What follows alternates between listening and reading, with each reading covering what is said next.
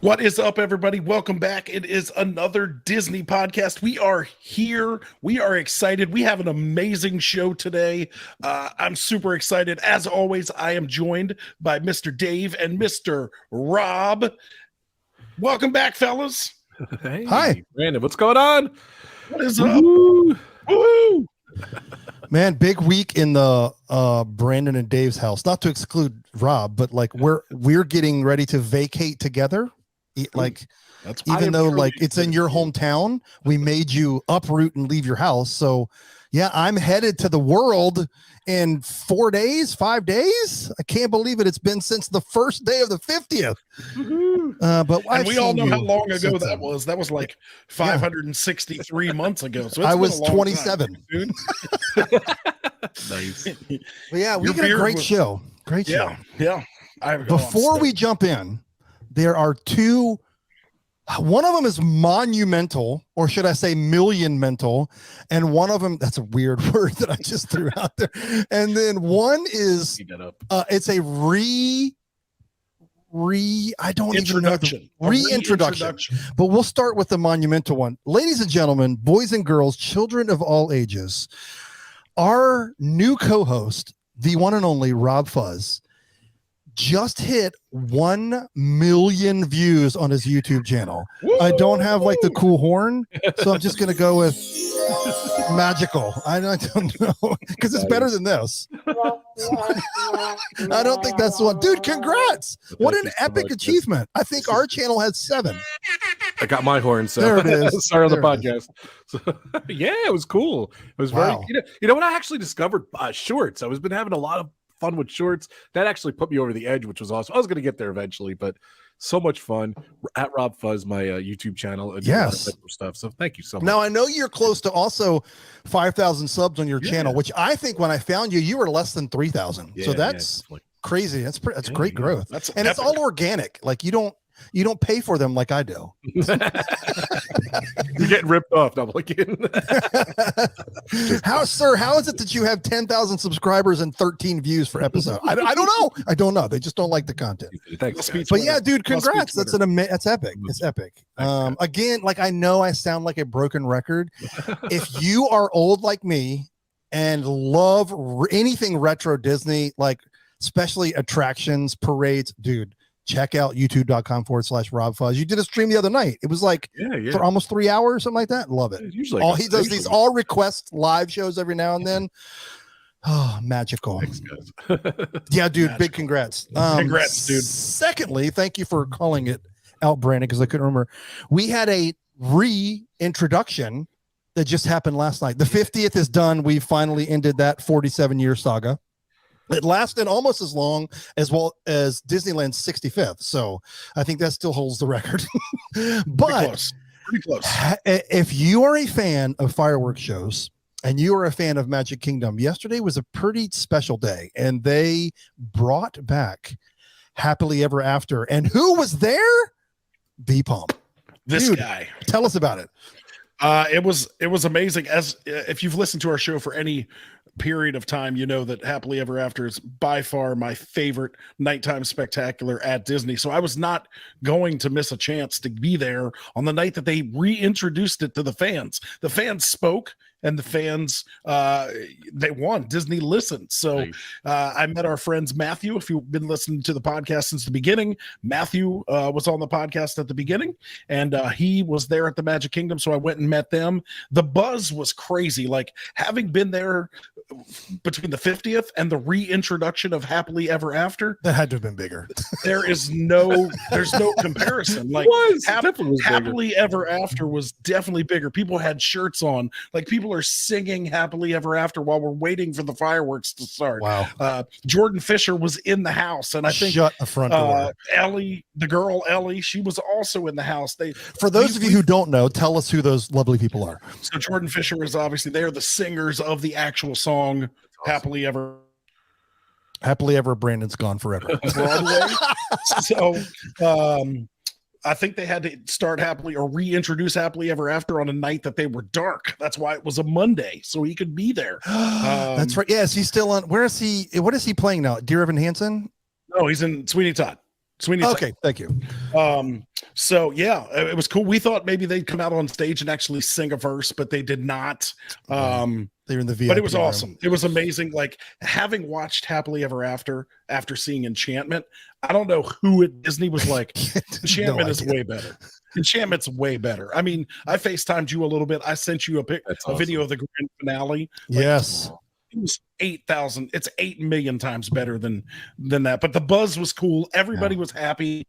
Like usually during the fireworks, people are like pushing and trying to get into position and walking in front of you in the last minute. Like everybody was just cool last night, which was cheerful. Super awesome. I love it. It was just cheerful. It was great. But welcome back, Happily Ever After. Yeah. It's at 9:00 every night right now. After we get 10 taping this show, you better believe I'm going in the backyard and I'm going to watch it again tonight. Oh, it's nice. vomiting how close you live. I can't even process it. But guess what? Hey, I got a question. Should we go watch it again? I don't know, next Monday? Yeah, let's do that. Okay, I'll be there. Let's go for it. Let's go. Okay, in all seriousness, one last question. Without giving anything away, if it's the case, are there any differences from the original version? There's a few little subtle differences projection wise. If you didn't see Enchantment and the last thing you saw was Happily Ever After, I recommend standing on Main Street. That's all I'm going to say. Okay. All right. But the gist of the show, the general flow, the songs, the fireworks are generally the same. They've added a little more pyrotechnics to it and a lot of lasers. I mean, I'm not going to say that you memorized it, but I'm fairly certain you memorized it. I'm pretty sure. I like play you the can music go in my backyard. Yes, he goes and starts the music on his phone, and it's like time to what's happening in this. Like, correct. Yes, we are those Disney fans, creepy old men. We are. I love it. That's funny. And Tron officially opened today. I know that's Tron like I feel like the soft today. opening's been going on for a while, but in the cast previews and what else? Pass holder preview. Like, so it's officially now open. Like average Joes like me and Rob can go now. Yeah, it's so funny. Like we complained about how long it took to open, and now we're complaining about how long it's actually been open before the opening. It's a good point. What was it? 1,875 days? 1,875 days. Something It's like crazy. that. And the big 50 came off the castle too. The big medallion. Yes, I wonder the clock is back. I don't know what they're going to do with that thing, but I'm weirdly. I just like the clock. I don't know. I have so many pictures of the clock. It's just weird. I think Flava Flav's going to wear it in his next rap I was video. going to say that. Okay, let's jump in. So we have been excited. we have been downplaying. No, we haven't. The guest that we have, and so I'm going to bring him in. First of all, he's a Disney fan, kind of important. You may have seen this news story within the past month or so, but what's more important than all of that is his name. Oh, will you please help me welcome Nathan? Yes, Firesheets. That is correct. Firesheets. Firesheets In the house. Okay. Nathan, would so you be Rob, upset if we called you the ultimate Disney geek? Come on. yeah. I mean, you know, it was a world's first. So, you know, That's I mean, awesome. I'll take it. Insane. Very nice. Well, for those of us who are not the insane Disney fans, Rob, give us a 5-second synopsis of why have we invited Nathan Firesheets on our show? Nathan's the man. He did my dream. I think he did most passionate Disney fanatics' dream. I'm not going to spoil what he did. He's going to announce what he did, but he did the ultimate. And I've been following him for a couple weeks now. He's unbelievable. Hopefully he's my new best friend. Nathan's awesome. So I've been listening to him. I don't think he needs an introduction. I think he just takes it over. I know. So without further ado, Nathan, why has the Disney community been so interested in you? Well, so I may have gone on a little bit of a trip recently. You know, to put it succinctly, I rode every operating ride at all 12 Disney parks around the world in 12 days. I'm sorry, what? Like, I was not surprised about any of them except for the 12 days part. I got to give him the all Rob 12 parks in 12 literal calendar days, including travel. That's insane. That's insane. Like I'm exhausted just hearing that. That's our show, folks. We'll see you next time. I mean, how do you like? What else is there to talk about? Oh, the details. Oh, got you. Yes, I saw the story. And I texted the guys, and then I was like, "Hey, Rob, can you use your social media prowess and see if we can get Nathan on our show?" And you accepted. So much thanks to coming on our silly little show and talking about your adventure. So we have a few questions for you. So maybe that's hopefully I've got a few answers. I'm sure you do. Let's hope. So well, Brandon, you have the best questions to start off. So I got an idea, guys. Let's let him go for it. Let's let him tell us about his adventure. Then I think we could ask him the questions. I think that might be the best pecking order. Well, that was, yeah. Brandon's first question's pretty. Yeah, I mean, the first one will start it off, and then Nathan could just go. So Nathan, I love it. What in the world made you decide to take on this adventure? Like, what was the inspiration for this mind-bending trip?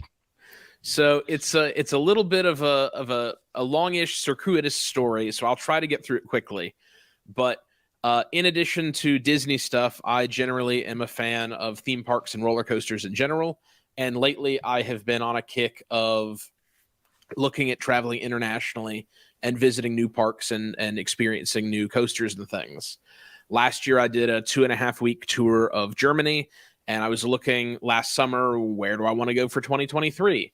And nothing was really jumping out at me. A bunch of the parks I wanted to visit, they'd already announced new rides for 2024. And so I was like, I don't want to do those trips. Maybe 2023 would be a good year to visit all the Disney parks. And so then I saw the announcement for the $110,000 luxury private jet tour. I forgot about that. And visiting all the Disney parks around the world on this luxury private jet with a private chef and all this other nonsense. And I went, that's silly. I could do better than that. What would it look like if I strung all these Disney parks into one big trip? And so just one night I sat down and I went, okay, well, I could start in Paris and then go to Asia and then go through there, then go back and go to California and then Orlando. It's like, okay, kind of lay this out. I don't really have any idea of, flights and things, but, a couple days here, a couple days here. Yeah, maybe a 2-week trip. Yeah, I could do that. That'd be kind of reasonable. But at the time, you couldn't get into China. You couldn't get into Japan. And you definitely couldn't get between China and Japan. So I had to shelve the whole thing. So this was in August that this initial kind of ideation happened. And I made some notes and then I sat on it. And then I just kind of kept my eye on the news. And every time I'd see information about some restrictions dropping or some of the mandates lifting, I went, okay, we're one step closer, one step closer, one step closer. Right. But it wasn't until, second week of January or so that I saw kind of that last big domino fall. And I was able to start kind of planning in earnest. And once I did that, based on the travel logistics and things, it ended up landing at 12 parks in 12 days, which I thought was perfectly poetic. I would have rather had a little bit more time in Shanghai and Hong Kong. Those are the two that I wish I could have had another day in. But, it worked out the way it did, and I'm happy with how it worked out. And thus the grand adventure was born. So I started in Paris. Awesome. Yeah, Disneyland Paris, Walt Disney Studios. Then I flew to Shanghai Disneyland, then Hong Kong Disneyland, Tokyo Disneyland, Tokyo Disney Sea, then the original Disneyland, Disney California Adventure, and then the 4 parks in Florida. I did Epcot and then Animal Kingdom, and then most of Magic Kingdom before all of Hollywood Studios, and then I came back to Magic Kingdom to wrap things up on the Astro Orbiter with a grand finale. I did see that. I did see that.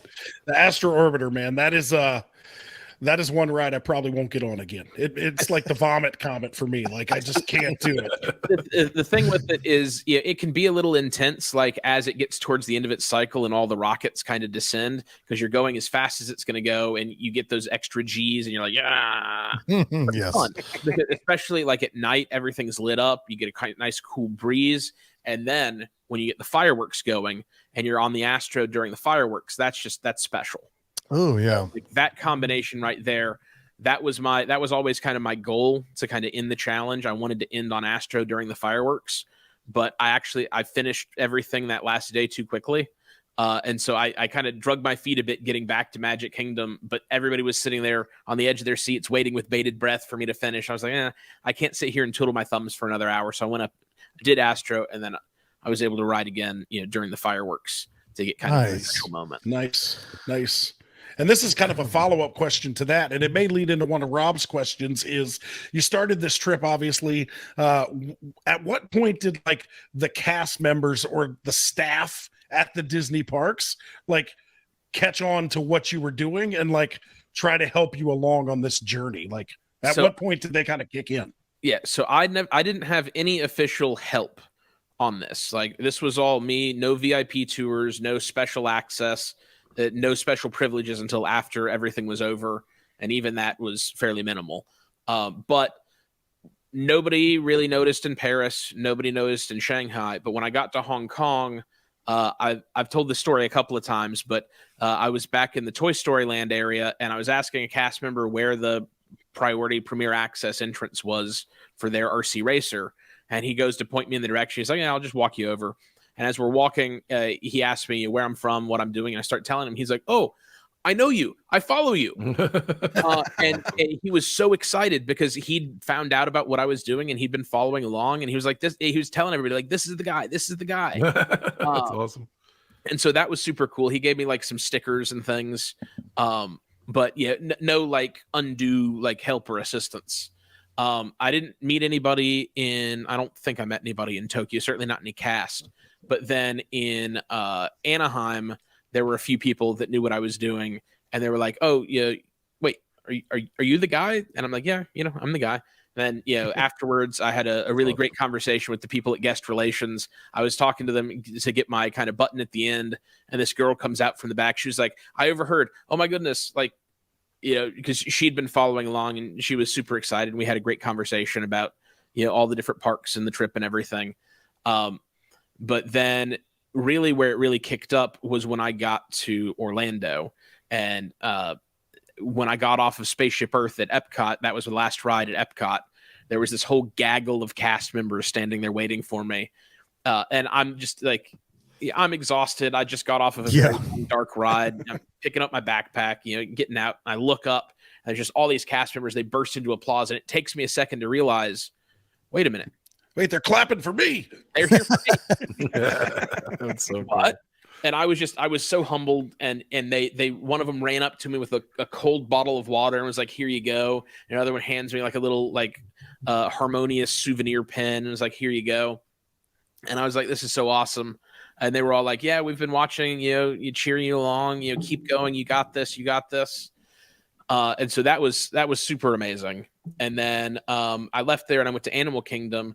And the cast member that was scanning people in at the entrance of Animal Kingdom knew what I was doing. He was like, I've been following along. Keep going. You got this. So following along, though, you documented all on Twitter, right? Is that how you? I was live tweeting everything. So my thoughts and where I was going, what I was doing, and then every ride, taking a selfie and posting it with a timestamp and what ride number it is and all that.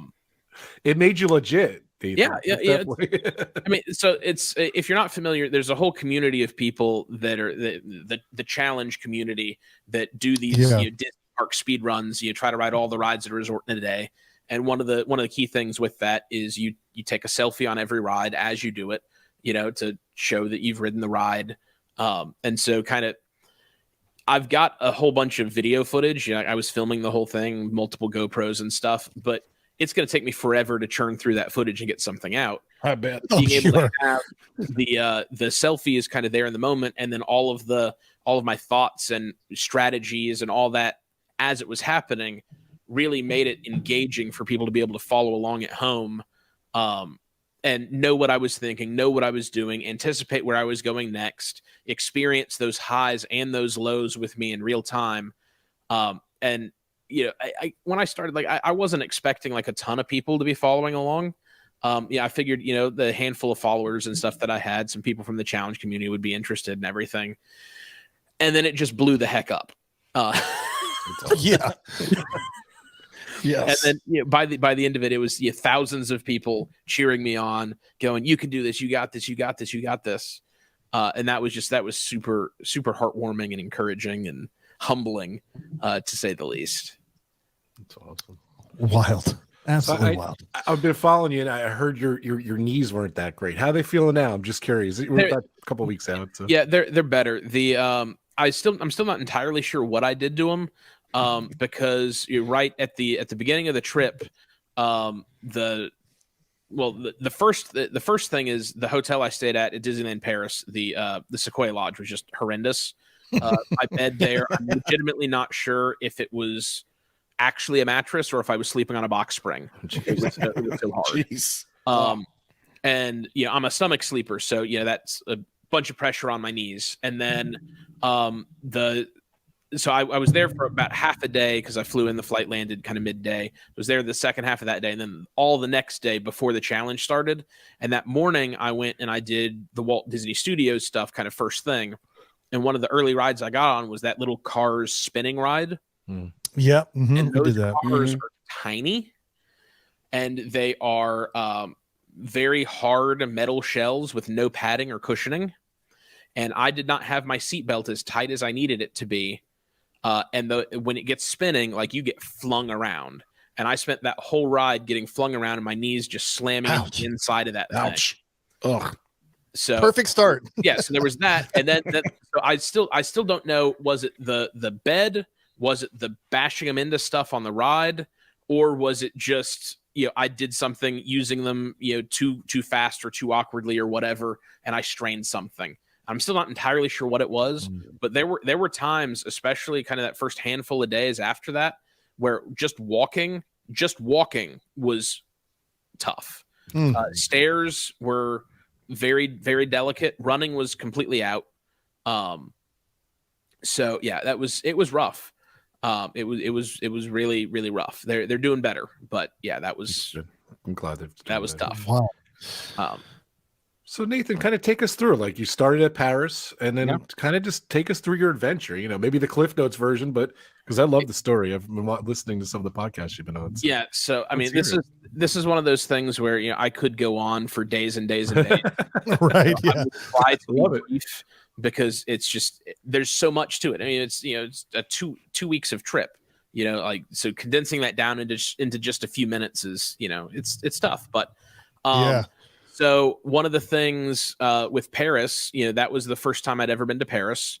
But I was encouraged because getting around is going to be super easy because all I'm doing is going from the airport to the parks and stuff. And wouldn't you know it, there's this wonderful high-speed rail line that connects the airport with the park. So all I got to do is take the TGV. It's one stop, takes 10 minutes. Easy. Yeah. Brilliant. It's fast. And that was good because I needed to go back to the airport to get a COVID test before I could go to Shanghai. So I had to get a COVID test within 48 hours of my flight to Shanghai to be allowed into China. So it's like, great, I got the TGV. I'll just pop out real quick and pop back. And then the transit strike happened. Oh, man. Oh, my God. Crazy. Oh, I forgot about that. So that turned into a whole thing. So yeah, I like, not to interrupt you, but really, like, so that's the only international park that I went to, and like going there, I landed too late. Like, it was weird. Like, the last stop left at 7. Like that was it from the airport. So I had to take an Uber, which was like a 45-minute ride. And then but from the resort back to the airport, it was like 10 minutes. I think it was like 8.5 minutes total. It's crazy. So yeah, I feel your pain. Yeah. The sorry about that. My home speaker started playing some music. I had to shut it off. Don't want to get a copyright strike. That's right. So I ended up having to take an hour-long taxi ride each way.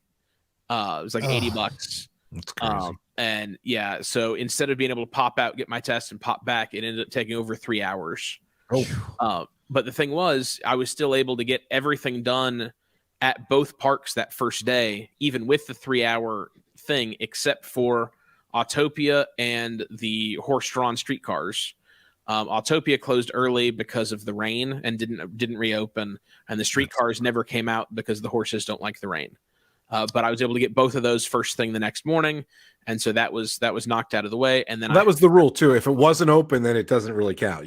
So the whole premise of this was every operating ride. Now, I did have a chance at some of the parks to go back and circle back to some things that weren't operating when I was initially there, but they started operating, like after I'd already kind of finished everything. And if I had the opportunity to do that, great. But if not, and if I did everything while the park, that was open while I was at the park and it was done, then it was done. So the That's awesome that you Yeah. went back and did the other stuff. yeah, I mean, there were a couple of You're those a I tried to hero. go back and do. But the so that morning I finished the Disneyland Paris. So that was the first two parks done, and then I had several hours to just chill, re-ride things, have a leisurely lunch, and all that. And that was the thing. So everybody's like, "Oh, how could you possibly have enjoyed yourself?" It's like, well, I had extra time built in to go get re-rides, to see some shows. I saw multiple nighttime spectaculars, walk through attractions, see the castles and all the things, and then re-ride all my favorite rides at each of the parks. So there was plenty of time to do that. That's great. And still, do the challenge. Like I do think if you really wanted to and somebody was really determined and you had the perfect conditions, someone could probably do this in as little as 8 or 9 days. Wow. I wouldn't want to do that because I don't think it would be fun. I think you'd be stressing way more than I was. You had the $110,000 jet. You could do it in 8 days. Yeah. You'd be surprised. I mean, you lose so much time dealing with commercial aviation. Yeah. But at the same time, that private jet doesn't have that big of a fuel tank. If you notice, when you look at their itinerary, they have to make a lot of little fuel stops along the way. Crazy. Yeah. 100%. So that takes us through Paris. So then it was a 12 and a So half it's pretty hour. painless, though. You got everything done. You were thrilled with everything. And Yeah, it was generally fine. Yeah. Yeah. But then came the 12 and a half hour flight to Shanghai that ate an entire day. Yeah. Between that and the time change and everything. So the first 2 days were bang, bang, bang, lots of stuff. And I had so many people that jumped on board and started following. And I apologized to everybody because I was like, I'm so sorry. Like, you're starting to follow me, but this is literally the most boring segment of the trip because I've finished Disneyland Paris and Walt Disney Studios. Now I'm just doing a few re-rides, and then I'm going to be on a plane, and I'm not going to ride anything for like the next 36 hours. But people stuck it out, and then I hit the ground running in Shanghai. I had a bit of a mess there because I didn't realize how long the lines were going to be for the bus to get to the park first thing in the morning. And I almost missed all of early entry because of that. Yeah, I misjudged it. I probably should have just given up and walked, but Did they say you weren't allowed to walk? I remember you saying, or I thought somebody had said that, but then I walked back from the park. So you can't walk there, but you can walk back. It may have just been, them saying, "Oh no, you don't want to walk because we have a bus," and not you can't walk. But it could have been just as simple as that, a language barrier thing, and just I was going to ask you, how bad was the language barrier? It generally wasn't too much of an issue. In France, it was a lot of parlez-vous anglais, and then they'd switch to English, or they'd point me to somebody who spoke English. Shanghai, they had enough people there that spoke English that I really didn't struggle too much. Hong Kong obviously has a history with Britain and English speaking, so that generally wasn't an issue. Japan was a little bit more so than I remembered from my previous trip to Japan 5 years ago, but I managed okay. One of the things that I did do, and I do recommend that anyone does when traveling internationally, is print out the names of your hotels or other destinations in English and in the local language and hand that to your taxi driver. Because brilliant. that way you're assured that even if you don't speak the language that they speak, you're going to get where you need to get. And hopefully you can read the number on the fare meter and count out that much in cash. I went to Tokyo, Disneyland, Japan, and Tokyo, and I struggled a lot with the language. That was 2005, though, so I'm glad it's better now. So, yeah, I didn't remember as much of an issue in 2018, but you're still able to kind of do most stuff. But it did feel like there were fewer cast members that spoke fluent English. A lot of them, they knew enough to direct you which line to get in, or say no, not this, go there, or things like that. But a lot of stuff beyond that they didn't, and that's fine. It's their country. I'm the foreigner. But it was I hadn't remembered that from my previous visit. That was all. Interesting. So we're in Shanghai. We do all that. I make it into the park. Tron. That was my first ride on Tron. I got to ride the original in Shanghai before the one over here. Toured the park. It's a beautiful park. Like it's like if they took the a lot of the stuff that makes Tokyo Disney Sea so beautiful and special, and applied a lot of that to a castle park. And one thing that I found really fascinating was just all the people taking the social media pictures, the selfies, all that. They had their little duffies and they were posing them in the flower beds. It was everywhere. Like you couldn't walk 20 feet without seeing a dozen people posing for pictures. Like it was everywhere. And they make the peace sign a lot too, right? Yeah. I remember that. It's very, very common in that part of the world for whatever reason. But the other fun thing about Shanghai is the day I was there, it was a Saturday, and that park is a very busy park in general, even busier on Saturdays. And it just so happened that I was there the day after the debut of the big red panda. So everybody wanted to come, and it was a sold out day. That's crazy. Oh dear. So that is a park where the D tier rides get an hour wait. And the e-tickets are 3 hours. Wow. So you absolutely need to spring for the premier access. It is worth every penny. It is expensive. I paid like $300 for like 12 line skips. That's crazy. But you need it. Yeah, the park is just so busy that, I mean, you can do stuff without it, but if you're there on a busy weekend, sold out day, it's my time on my one visit to Shanghai, my one day is absolutely worth spending a little bit of extra cash, and then a little bit more to skip the line on Tron a couple extra times at the end of the night. I don't remember you ever mentioning the Pirates of the Caribbean there.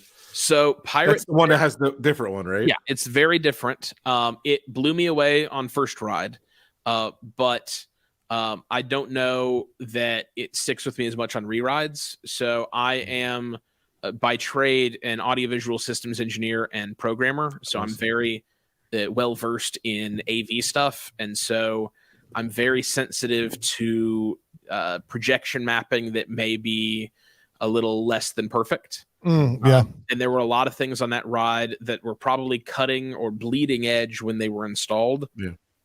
That getting old now. that I look at now and I go, they really leaned a bit too heavily on projectors there, and the resolution of that isn't high enough for it to look realistic.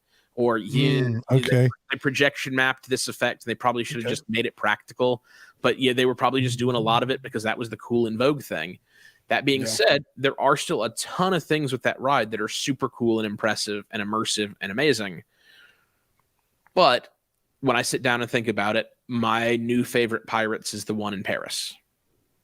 Okay. Yeah. It was amazing. It's a great ride. Don't get me wrong. It's fantastic. You have to go do it. And as long as you're not as big of an AV geek as I am, that's awesome. You'll probably love it.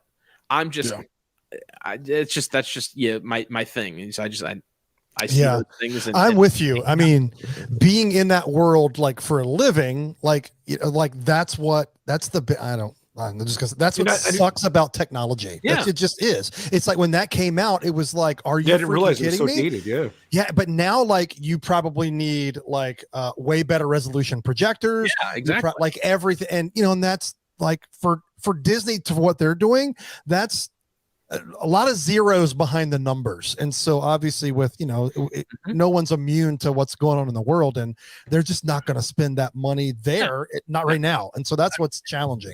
Yeah. I mean, if you can't even get them to go back and refilm, the Soarin' over California film with modern cameras and drones, so that it's not just, shaky all over the place.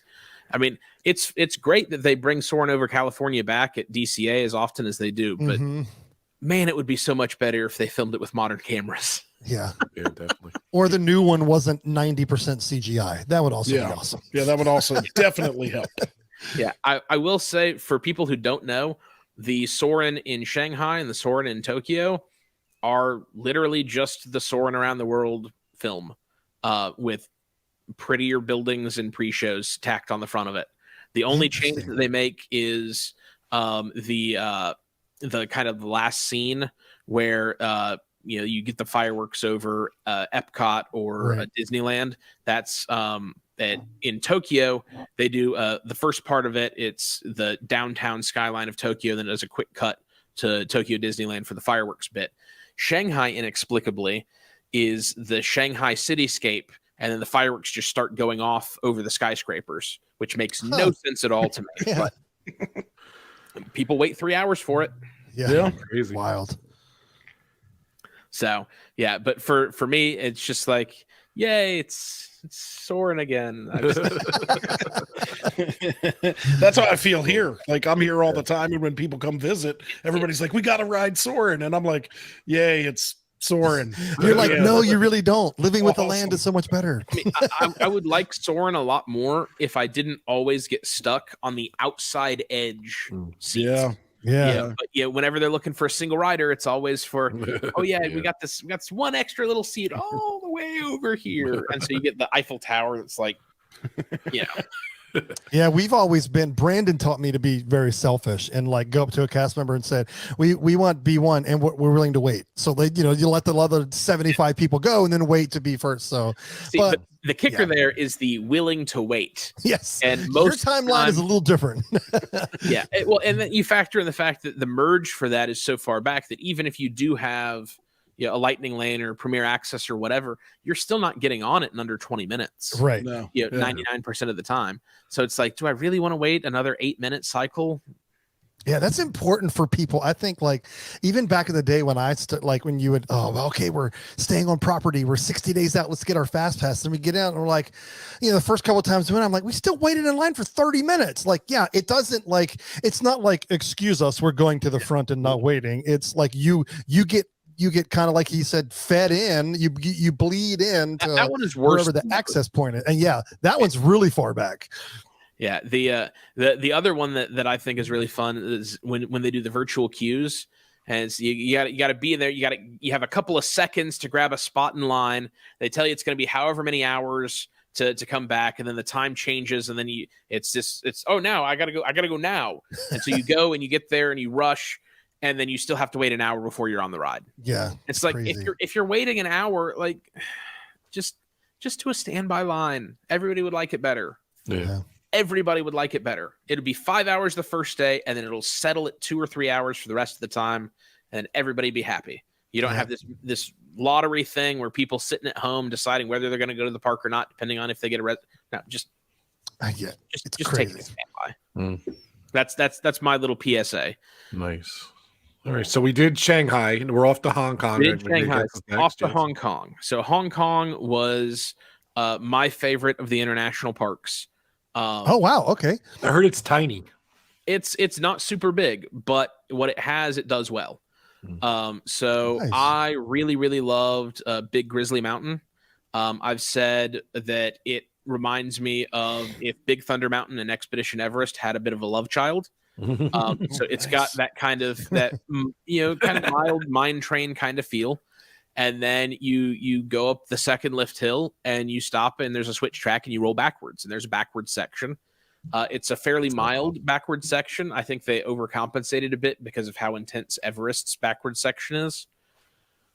But after that, you pull into an area and you've got these cheeky little grizzly bears, hence Big Grizzly Mountain, that set off a pile of explosives. And That's they do crazy. this really hilarious, like they turn and look at you like, oops. And then just get this launch. And it's a pretty forceful launch. And the whole last part of the ride is one of the more enjoyable coaster experiences that I think Disney has done. It's very engaging. It's got intensity. It's got forces. It's fun. And I never even heard of that ride. That's awesome. Yeah, it's great. Like it's a really great hidden gem. And then right next to that, they have what I think is one of the better dark rides that Disney's done. It's called Mystic Manor. And it's got this unique storyline. It's not based on any IP or anything. It's a trackless dark ride. Yeah. It's got all these cool effects. And depending on what vehicle and stuff you're in, you get a slightly different show experience. So there's rewritability to it. And it's a fun little ride. It's not trying to be anything super extreme and crazy, but it tells a story and it's great. That's their Haunted Mansion, pretty much. But it's nothing like Haunted Mansion. I know it's not. I love it. Yeah, but that's it's like it's a more relevant cultural story to that area, I guess. Is that a safe way of saying it? So like the whole storyline is that you've got this adventurer explorer dude who has this magical music box. He's got this cheeky little pet monkey. companion thing, and the monkey touches the music box and sets it off, and it brings all these things in the explorer's museum house thing to life, and they cause all this calamity and stuff, and the monkey sets it right at the end, and everything is happy. He's kind of the star of the show, really. It's this cheeky little monkey fellow. Go look up a POV of it. It's really cool. Trackless. It's awesome. Okay, while we're in these two, I mean, I know we talked about France, but I don't remember this at Disneyland Paris. So I'm going to ask a question based on like these two, like the Asian countries. And that is, a lot of people probably don't know. You can get a different ride experience language wise, meaning that they don't always do that in country language. Sometimes they do the ride or attraction in English. So how often, like, I know it's kind of hit or miss, right? There's not like you don't walk on and like, oh, okay, the ride I'm going to get on, oh, I'm going to be in like Japanese. I'm going to be like, so was it just completely random? And did you get a good mix? Did you get to do both? Maybe how did that work out? So as far as I can tell, you get the same show every time with all the rides, with one exception, and that's the Jungle River Cruise in Hong Kong, where they do it in 3 different languages. They have different skippers in different languages. Okay. I will say that the skipper that I had for the English language, I don't think they knew English. I think they learned phonetically. But script. Yeah, it was a script, but I don't think they understood the meaning of the words and how they worked in the sentences, because there were bits and I was like, that doesn't quite make sense. But the ride itself is really cool. And You're all like, why isn't the American laughing? That was a good joke. Yeah, I don't know. But I did appreciate the fact that they do offer that, because Hong Kong is such a multicultural mecca. Awesome. I didn't know that. And the finale of it is super cool. If you've never seen the finale, it's unlike any Jungle Cruise ride. There's like flame effects and a big, huge, like cascading water thing. It's super cool. Dang. I just wish I understood the jokes. But outside of that one ride, everything else seemed, at least from what I could tell, to do the same language show every time. Interesting. Okay. I swear that I've seen some like POV YouTube rides where you're like, wait, that's like they're in Hong Kong or they're in Shanghai and that's in English. So maybe that was just an early on thing, or no, but it's not that it switches back and forth. It's that some rides are in English. Okay. Gotcha. In the local language. And if you're in France, almost every ride is half in English and half in French. I did remember that. It's like every other line, it goes back and forth. Or if there's like 2 characters, like Iron Man and the AI, or Spider-Man and the AI, the famous character will be in French and the AI is in English. I found that to be a little jarring personally. I would have much rather the whole ride just been straight up in French than the back and forth. Oh, okay, because it keeps taking you in and out of kind of the, like, you're like, oh yeah, I'm engaged, like I know what's going on, and then it's like, nope, I don't know what they're saying. And, oh yeah, I know what that. Yeah, it kind of pulls you out of the storyline. Especially with Phantom Manor, that was the one that I was really disappointed in. That's kind of their Haunted Mansion thing, but it's not Haunted Mansion, but it is. No. It's got a bunch of Haunted Mansion, but it's like they took everything about Haunted Mansion and they just cut and pasted little snippets of it all over the place in a random order. Like a serial killer, like doing their ransom note with just all the letters all out of place. That's what it felt like to me. And so it's like you hear these bits of the ghost host narration text just pulled completely out of context and stuffed over here with, here's a sentence of French, and then here's a sentence from the narration that I know, and then here's another sentence of French, and then here's another piece of narration that's nowhere near the last English sentence. So it's like I don't know exactly what the full storyline is because I don't speak French. Right. But the now I will say the same thing, where it pulls little segments of stuff that you know and are familiar with, and then it's just random other stuff. And then here's a whole scene almost copied verbatim from our Haunted Mansion. Yeah. And here's just new random stuff. And it's just very all over the place. I didn't enjoy that. There were 2 things about that. One, we went in October of 2019, and that was my favorite attraction at Disneyland Paris. And I think it was because like the storyline didn't get like, it's like, I feel like what you're trying to do, but also it feels familiar to Walt Disney World. But I thought visually it was the best haunted mansion of where I've been. So between the two America parks and France, I thought it was the best visually. Just I don't know if it was just their lighting or the characters or it was beautiful to look at, I guess. That's compared to the other ones. Now, again, I haven't been like further internationally in that. And so I think that's why. And Haunted Mansion and Walt Disney World was my favorite attraction in the world. So I was partially drawn. Go to Tokyo and check out their Haunted Mansion. The narration and everything there is entirely in Japanese, but the visuals of that Haunted Mansion, I think, are the best. I think that's the best one to look at. That's awesome. The one part of Phantom Manor that I did really like was at the end, instead of being in a graveyard with all the stuff going on, you have this he's wearing an outfit that says mayor, like he's the mayor, and he's doing the welcome foolish mortals line. That I really appreciated, because that to me felt like you're taking a piece of the original and you're paying homage to it. Yeah. It's not that you're copying and pasting chunks just to do it. That one, for me, like, I wish they'd taken the whole ride, trashed Haunted Mansion, and done their own completely unique thing, and then done little nuggets like the mayor to pay homage to the Haunted Mansion without directly lifting so much verbatim. Yeah, that was my wish with Phantom Manor. Good point. Yeah. Because I thought that showed me the potential of what they could have done, and I went, oh, I really wish they'd done more of that. Yeah. So Hong Kong. So we get on from Hong Kong, we go to Tokyo. Well, hold on a sec. Okay.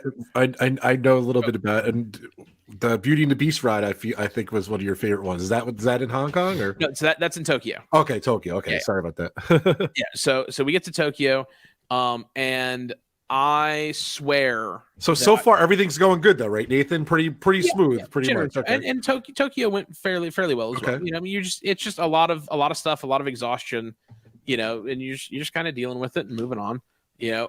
But in Tokyo, I swear I checked the weather forecast the night before I went to bed, and it said it was going to be in the 50s to 70s. I swear I checked that. And I got up the next morning and I put on my shorts and my t-shirt and I get out and I start heading to the park, and I'm like, it's a little chilly, but okay, you know, I'm moving, it'll warm up. And I get to the outside of the park and it's still rather brisk. And I'm like, okay, well, let me pull out my rain jacket, because I had that with me, and put that on, but I'm still a little chilly. And I pull up my weather app and it's like, oh yeah, it's 44. Crazy. And it's going to stay in the 40s for the next several hours. Jeez. I wore winter coats in Tokyo. Tokyo, yeah. So that was really fun when I had to do Splash Mountain and it was still 46 degrees. And you put me in the front row. Oh, wow. So yeah, that was the less great thing there. But you know, one of the big things with this trip was I'd been to Tokyo Disney before, and I knew how unbelievably busy and crowded it can be. And they don't have very many rides that offer premier access. Tokyo Disneyland, it's literally just 3 rides. It's Beauty and the Beast, the Baymax ride, and Splash Mountain. Everything else you've got to wait standby for. And there's no single rider lines at Disneyland. There's a couple at Disney Sea and a couple more that do premier access there as well. But at Land, it's just like, you know, you just got to deal with it. And a lot of these lines, they'll get 45, 60, 75 minutes. Yeah. And that adds up. So it was really critical that I get a good start at the beginning of the day and bang through some stuff before they got super big crowds. And I used my 15-minute early entry, because that's all you get as a hotel guest. You get 15 minutes. Wow. And in that 15 minutes, there's only like 2 rides that are open in each park. And then once you get to 8:15, they let the masses in, and there's a handful more rides that open up, because the park doesn't officially open until 9. So there's other rides that open during that 8:15 to 9 o'clock window, and then everything else opens at 9. So what I had to do was go, okay, so when I get in at 8 o'clock, what ride am I going to? And can I get on and off of that and on to something else before the masses show up? And I managed to get on and off of Space Mountain, which the rest of the day had a 60 or 70-minute wait, and then get to the Winnie the Pooh ride just as it opened a little after 8:15, but before it got a big crowd. And I got on and off of that pretty quick. And I went, okay, now what do I do? And somebody said, yeah, Big Thunder is open. So I crossed through Fantasyland and went over and got over to Big Thunder. I ended up waiting like 20 minutes or so for that. But when I got off of Big Thunder, its entire queue was full. like all the inside, all the switchbacks, everything inside, the ramp down the outside of Big Thunder, and then the entire plaza in front of it. And it's a huge area. And it was completely full of people in line for Big Thunder. Oh. And that was as the park was opening at 9:00. It's crazy. And it like you think the queue lines we have in America can get long. You have not seen queue lines until you've been to Tokyo. Their line for Soarin' at Disney Sea, I was aghast that the line that the people that I was looking at could possibly be in line for Soarin' so far away from the attraction. That's crazy. It's just the lines they're nuts. When I went 5 years ago, I went to the Universal in Osaka. And they have at the Universal Japan, they've got a roller coaster called Flying Dinosaur. The queue for that ride, it's just switchback after switchback after switchback, no theming, no nothing. It's just line as far as the eye can see. They told me that line is sized to hold an 8-hour queue. Oh my God, it's crazy. 8 hours, Jesus, it's crazy. Hours. That's an entire operating day. Some days. Wow. That's like Rise of the Resistance. Yeah, no. So that's like if Rise of the Resistance overflowed out of Galaxy's Edge and then went like all the way to the entrance of Hollywood Studios. Ugh. And even that might not be long enough. It's crazy. Wow. Like it's again, the lines there are nuts. So I specifically planned this trip so that I would be there on a Tuesday, Wednesday, and Thursday to hopefully mitigate as much of those crowds as possible. And then I tried my darndest at the beginning of the day to work my way through as many rides as I could before they got big lines. And I knew I was going to have to wait in a couple of lines, but it's like, okay, I can deal with a couple half hour, 45-minute lines. And that was fortunately all I had to deal with. And that was great. But great. And then how many fast passes, whatever their thing is there? So at Land, it was just the 3. So the Beauty and the Beast ride, Baymax, and Splash Mountain. At Disney Sea, you can get it for Soarin', but I did that with my early entry. But even that still took forever. Journey to the Center of the Earth, which I did, Toy Story Mania, and Tower of Terror. So those were the 3 that I got there. And then I did single rider for Indiana Jones and Raging Spirits, which were their other 2 e-tickets. But at Land, since you mentioned it, the Beauty and the Beast ride is spectacular. I would argue the best animatronics that have ever been put on a Disney ride. And there are so many of them, and they move so naturally and fluidly, and they really are amazing. Like, go watch a POV of it if you haven't seen it. Yeah, they're awesome. And if you watch a POV and you go, wow, this is really slow paced, it's not when you ride it. Like you spend a lot of time in each of those rooms, but it lets you kind of really go around and experience the room and the song and see the animatronics. And you want to be in that room for longer because the animatronics are so cool to look at. Yeah. They've got the beast, they've got the bell, they've got the horse. They have this amazing transformation scene that I saw 4 or 5 times, and I still have no idea how they did it. Like, and you're right there upon it, depending on which vehicle you're in, and it's mind blowing. And then you get that. Then they waltz. And they have animatronics that waltz. That's awesome. It's very cool. And then not to kind of spoil things, but then I come back to Epcot and I ride the Frozen ride, and it's projection faces that aren't aligned, and Elsa's got a 5 o'clock shadow, and like. Well, Nathan, you probably haven't heard much of our show, but if you go back and ever listen to it, you will hear how much I love the Frozen ride at Epcot. Here's the thing. I don't at all. I like the Frozen ride. Like that was my favorite ride at Epcot. Like, if you'd asked me like what my favorite ride at Epcot was, that's what I would have said, because it tells a coherent story. It's got a little bit of action. It's not as herky jerky as Test Track, which, by the way, bring back the original Test Track. Yeah, I hear you. We've got Tron now. We don't need Tron Track. But it's like, okay, like, it's fine. Like, I was expecting it to be much less than what it is as an overlay, but it's like, I enjoyed that. Yeah. But man, like, after experiencing all these other things, those projection faces they don't look good. Yeah. So we did Asia. Let's move on to the States. I wish we had 10 hours for you, but let's so we get to Anaheim, and the thing with Anaheim is I'm used to tackling Disneyland in a day, getting there at rope drop, and then going through the whole day. Well, the challenge we had here was when the flights were. So I had to split my Disneyland resort across 2 days. And so I get into LAX at like 11 something a.m., close to noon. It's an hour to get to the park. I had to drop all my stuff off at the hotel and then get into the park. So I don't know if I got in the park before maybe 1:30 or so. And so I get in there and I start cranking through stuff.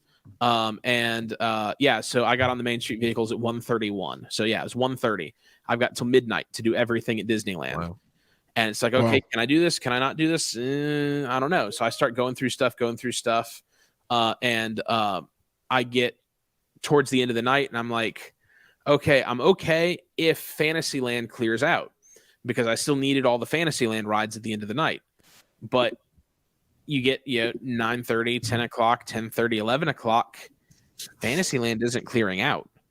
And I've still got all these rides to do. And I'm like, I can't wait 20, 30 minutes for each of these and still have a prayer of finishing. But I kind of just tried to prioritize, okay, I know I'm going to have to wait at least 10 or 15 minutes for this ride. So let me just go ahead and wait for that one. I know I'm going to have to wait at least this for that one. So I got through a few of those. And then I got to like 11:30 or maybe a little bit before that. And the Alice in Wonderland, I was like, okay, this is going to be like 25 minutes. It was posted at 25. And I think it took 15. It was the fastest I'd ever seen that line go. Wow. But I think the difference was they didn't have to stop, I don't think, once for anybody using an exit path. And so it just kept going and it flowed and I got on it. And I was like, okay, if other stuff cooperates, I might still have a chance. And so I get off that and I go, I think the next thing I ran over to was Pinocchio. And I walked right onto Pinocchio. I was like, okay, so like we're in business. I get on off. The plan is get on and off of Pinocchio, get on and off of Mr. Toad. Hope that's basically a walk on at that point instead of the 10 or 15 that it had been before. You go wait 10 minutes for Snow White, and then get in line for Pan.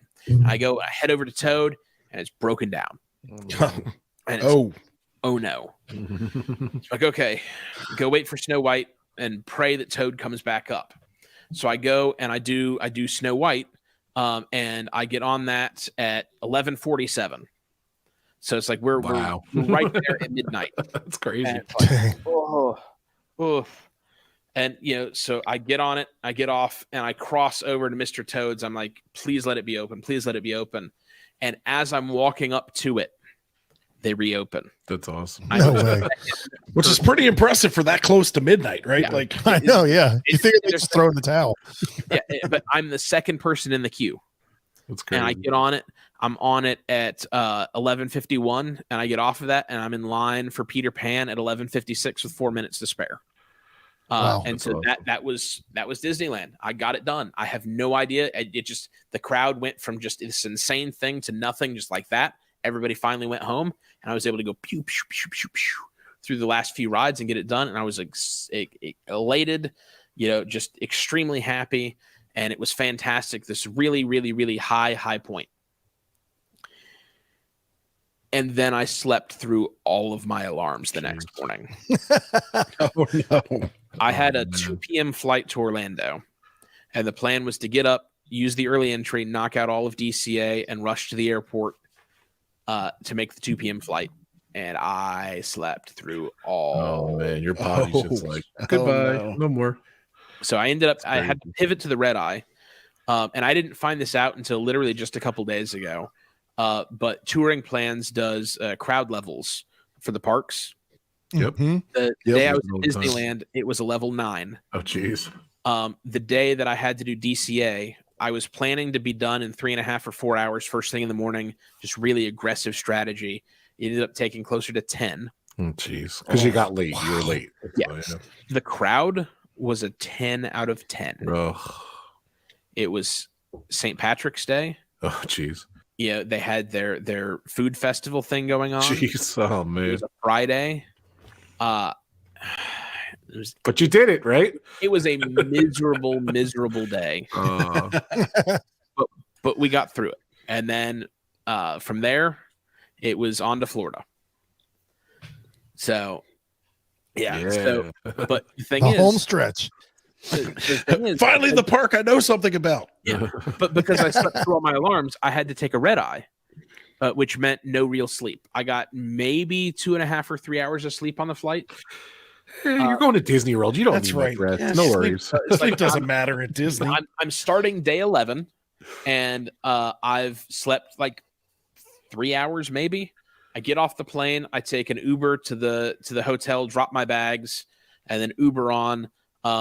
I'm starting at Epcot, and what I wanted to do was enter from the International Gateway so that I could get Ratatouille during early entry and then head over to Frozen.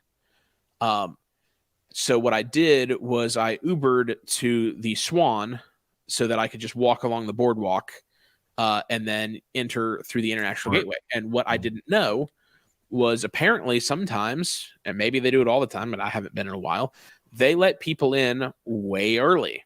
And so I'm walking up to the International Gateway entrance, a decent bit ahead of early entry starting, and they've already let the crowd through. Wow. And they're already all in dear. line at Remy. I'm like, ugh. So many different factors you can't control. But it's like, do I stand here in this line and hope that it's 10 or 15 minutes? Because I can't see how far ahead of me it is. And I've never ridden Ratatouille in Orlando before. The first, I'd only done the one in Paris on this trip. So it's like, I don't know how much further ahead of me this line and the queue goes and where they're stopping and holding people.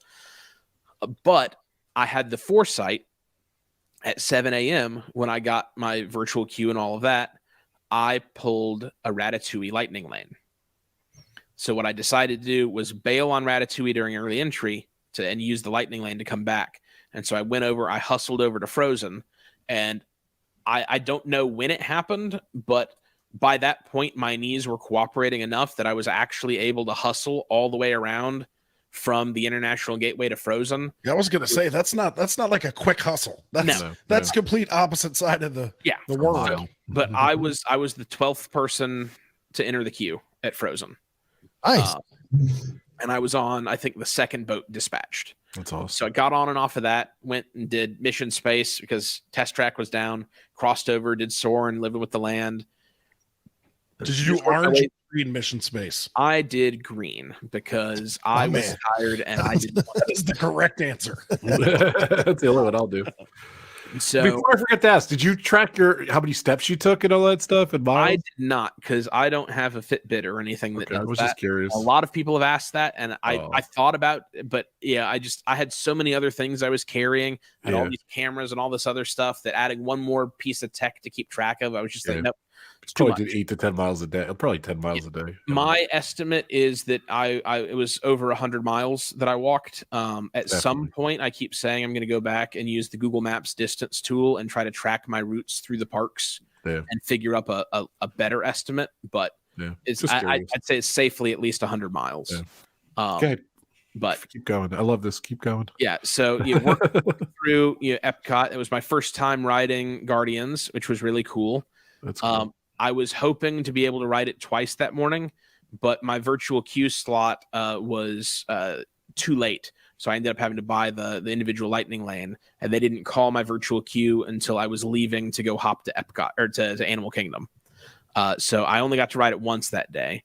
That was the first time that I'd ridden. I rode it 2 more times the day after the challenge because I put an extra day on the end of the trip so that I could get some re-rides, and I'm glad I did. Because what a trooper! But yeah, I'll just add a day, no problem. The fun thing is, hey, you've just ridden every Disney ride around the world. What are you gonna do next? I'm going to Disney World. I'm going to Disney. Awesome. That's awesome. But yeah, so you go over to Animal Kingdom. I love this. Yeah. So get done with all that. Everybody celebrates the Epcot thing, yay! And then I go over to Animal Kingdom. Right. Yeah. I had I had a individual lightning lane for Flight of Passage. I had a lightning lane for Na'vi. And then I was able to just basically blaze through everything else. Like, yeah, it's pretty easy there. Animal Kingdom was empty. Like, it was basically empty. Like, I could pull any lightning lane I wanted nearly instantly. The lines were basically non-existent. I did have to wait a little bit for Cali. It had broken down, but as I'm walking, over that direction, and I see, I went to check, like, okay, how long has it been down, whatever, and I see that all the maintenance people are leaving the ride, which tends to be a good sign, especially when they don't look like really like depressed. And then I noticed that they're cycling empty boats. I'm like, okay, if they're cycling empty boats and all the maintenance people have left, that means that they've resolved whatever. They've turned it back over to the ride crew. Now they just have to cycle empties and do their normal kind of startup routine. Yeah. And I'm just going to hang out here rather than crisscross the park, because I had to crisscross Epcot like 3 times. Yeah. I was like, that's a lot. Let's not a lot do of crisscrossing at this point. So I hung out there. That I saw they had one raft going around with an employee on it. I was like, okay, that's their final check. And sure enough, they got that person off. Like, everything's good. They reopened. I was one of the first people on it. Get out, get my nice soaking on. I generally don't love being soaked on theme park days, but exactly. Go get Everest. Go get the Dino Land finished on Triceratops spin. That was fun. Grabbed me a I don't even know what it's called, but it was like mac and cheese with pulled pork and onion rings on top. It was a meal. It's heaven. Delicious. That's what it's called, heaven. And then I went to Magic Kingdom for the D23 Tron preview. That's awesome. And I got like 5 rides in, I think. Wow.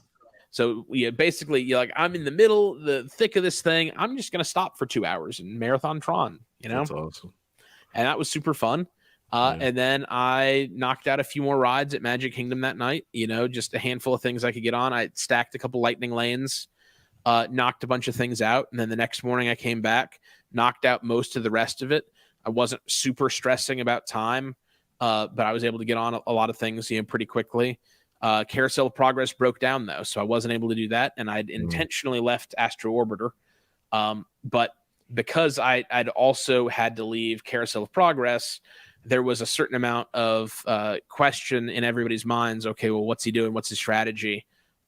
What's he going to end on? Right. Because I think everybody figured out that I was coming back to Magic to end, but they didn't know what I was doing or why. A couple people figured it out, but most people were still like, what's going on? What's going on? Pop over to Hollywood Studios. I did not have Lightning Lane stacked. I'd screwed up some of the timing in the morning at Magic, and I was hopping with basically nothing kind of ready. And I managed to I had my individual Lightning Lane for Rise. I did that. I did single rider Falcon. And then I was able to grab a Tower of Terror. And I ended up doing a Star Tour standby because it was like a 15-minute wait. I was like, okay, I'm just going to do this because even if I get a Lightning Lane, I'm still going to wait at least 10 minutes. And having to crisscross the park again is not worth that extra 5. That's one big thing is if you know that, the difference between what the standby wait is now versus what it's going to be if you come back later, and that time difference is close to what the time cost would be for you to crisscross the park to come back and do it. Just wait in that standby line. Just go ahead and do it. That's awesome. It's not like, again, you're going to spend 5 minutes going that way, 5 minutes coming back. Yep. Add that to whatever your Lightning Lane time is. And if the standby time is close to that, just go ahead and wait for it. The Firesheets formula. Yeah. Nathan, this was awesome. Unfortunately, we're running out of time, but man, I think we got everything in there. You did it. Just like your trip, you got it all in. It's so good. Get all awesome. That, pop back to Magic, end with Carousel of Progress and the Astro Orbiter. It came back. And okay, then, good. Yeah. And then I get done with that and all the cast members are there. They celebrate. They told everybody waiting for Astro. So I get off the elevator to a big round of applause. And a pretzel. Did I see you had a pretzel? They gave me a Mickey pretzel, a cheese cup, a Mickey bar. I was going to ask if you had the plastic cheese. Oh, yeah. I had the plastic cheese. And Thank you. Smart man. Smart man. Yeah. And then after that, they let me go back up during the fireworks. And they were like, do you just want to stay on it? And I was like, is that an option? They were like, we can do that. So they let me just marathon Astro during the fireworks. That's and awesome. So that was a super special moment, way to cap it all off. It was super amazing. That's awesome. Wow. Very nice, cool. Man. Thank you so much. Finish with a chili dog at Casey's. Nice. There you go. Yeah. There you go. The foot long or the regular? Just the regular. Like it had been a long day. I didn't need the That's the big enough. That's awesome. I love this story. Jeez, that was Oh awesome. man, Congratulations! It's so cool. It takes a while to tell. You know, it's a long story. There's a lot to it. Yeah, no, but I loved every second of it, obviously. So, for those interested, it is worth saying, check out his socials. Some of them are @_coaster_story, as you see on the screen if you're watching. So it's @_coaster_story. Yes, that's YouTube and Twitter. Is that correct? YouTube and Twitter. Those are the ones where I'm active. Okay, so with those two, I know. Yeah. I know I saw on Twitter because a lot of people are like, I immediately was like, how much did this cost? And so, but you do give a fairly like realistic, or like you give a fairly honest breakdown on Twitter. So go back and look through that. Like it is pretty wild to see your travel schedule and like the logistics and all that. $12,000 for 12 parks, 12 days, $12,000. Super poetic. That's how the numbers worked out. I had to come back and do all the math to add it all up, but it's cheaper than 110,000. That's for sure. It's a lot cheaper. 100%. So there you go, cheaper. Disney. Take that. Take that. I don't need your private plane or your chef. I can't wait to see your story on YouTube. You think you're going to write a book or something, Nathan? What is it? Just a YouTube thing or whatever? No book, but I will at some point have some video stuff coming out. But I've got many hundreds of hours and many terabytes of footage to sort through. So it's gonna take a quick minute. Nice. I can't wait. I will subscribe on YouTube. That's right. Nathan, we can't thank you enough. I know you've been inundated with press and everybody wanting to grab a bite of you. So thanks for your time, man. We know that's one of the things that's precious. Love the story. Love the details that you give, kind of unpacking that. And I don't know, maybe somebody will it's so hard. Like what would be valuable is like, hey, to those of you interested in doing it, here's a way. But the challenge is like, everything is so ebb and flow and changes. Like it would be outdated as soon as you wrote it down. So that's one of the challenges as to why like it's so hard to capture that other than a look back, right? That's the win. And the thing is, one thing that a lot of people may not realize is this trip wasn't just Disney stuff. It's equal parts travel logistics, physical endurance, and Disney stuff. That's right.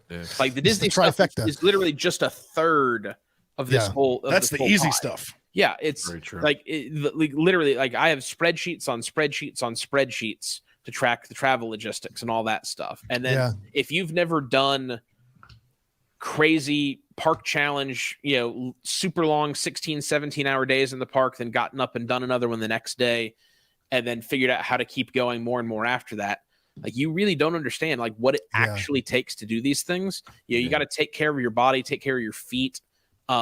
Because you've got it's 100 miles. Like most people that I know, they go, man, I'm tuckered out after 2 or 3 days at Disney, just kind of wandering around, not doing anything super crazy.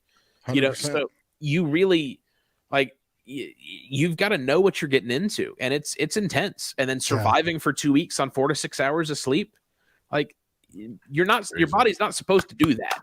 In different time zones. And, I mean, I was really it's just the time zone for you. Yeah. I was really appreciative to hear you say that like DCA was literally like it was checking a box. Like it didn't sound like it was a fun day, but like you were in the like you've got to get it done. And so that's a realistic part of it. And I know people will come back and say, why didn't you just do them all like over the course of I don't know a year or a couple years? But like that takes the fun of the challenge.